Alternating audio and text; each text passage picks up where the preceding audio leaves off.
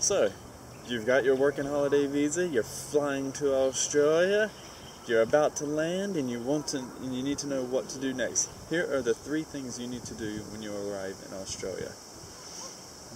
Even if you don't plan on getting a job right away, you should really do this, because I didn't plan on having a job right when I got here, and I got one 2 days after arriving, and I was kind of in a bind because I procrastinated, like I always do. First thing, as soon as you get a chance, go open up an Australian bank account. There's 3 major bank accounts that I think would benefit most people. You got the Commonwealth Bank, you've got the ANZ Bank, and you've got the Citibank. Each have their pros and cons. Commonwealth Bank was the first bank I opened up with. They're very, very helpful.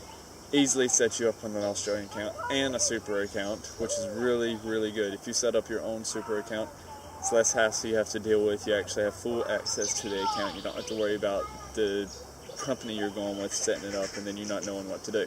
The cons with Commonwealth Bank is they charge $4 a month, which is really steep compared to every other bank here in Australia, and you get no benefits from them. If you actually buy foreign currency from them, they still charge you commission.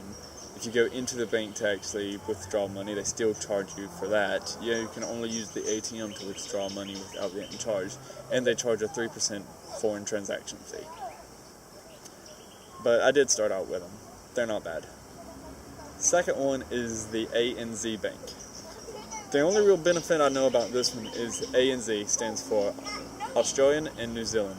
It's a good bank if you plan on going to New Zealand after Australia. It's easily to keep the same bank accounts, keep the same details, just go right over there. They have the banks over there. I don't actually know anyone who had this bank, so I don't know the cons. I don't know how their customer service is. That just might be something to look into if you're going to New Zealand. The third bank is Citibank, the bank that I actually just opened up with about a month ago. The benefits with it is they originally started it's originally a U.S. bank, and they've just kind of like spread throughout certain countries around the world, so they're kind of everywhere and quite a bit in Asia, which will help me out. So it's easier if you lose your card or something that you might actually find a chance to find a local bank and deal with it there. They don't have any foreign transactions fee, and they don't have any monthly account fee, which is really good. And the cons I've noticed with them is they only have like 3,000 ATMs in all of Australia, which is not a lot at all. I can't ever think I've actually seen one. I'm pretty sure I have, but I can't actually think of it. So, ATMs are a little bit scarce with them. The second thing you should do when you get to Australia is get your tax file number. This one's really important. It hurt me for like a month because it takes ages to get it. It takes like 28 days to actually get this number. Go online, the tax file number website. I'll try to find it and put it in the description down below. And fill it out. It'll take forever, and your jobs need it. If they don't have it, they're going to tax you heaps. A lot, or they're not going to pay you at all. Mine waited a month to pay me, and I've kind of ran out of money there for a little bit. Get the tax file number.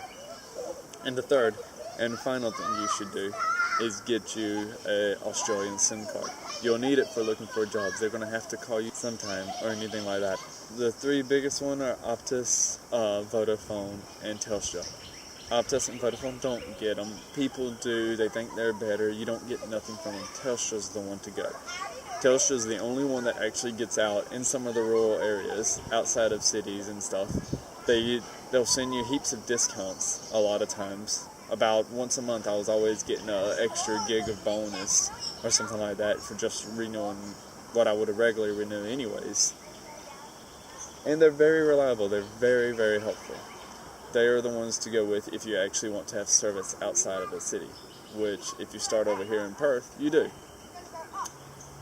I have any more questions about working holiday visas for Australia, and I'll leave a comment down below and I'll try to answer it.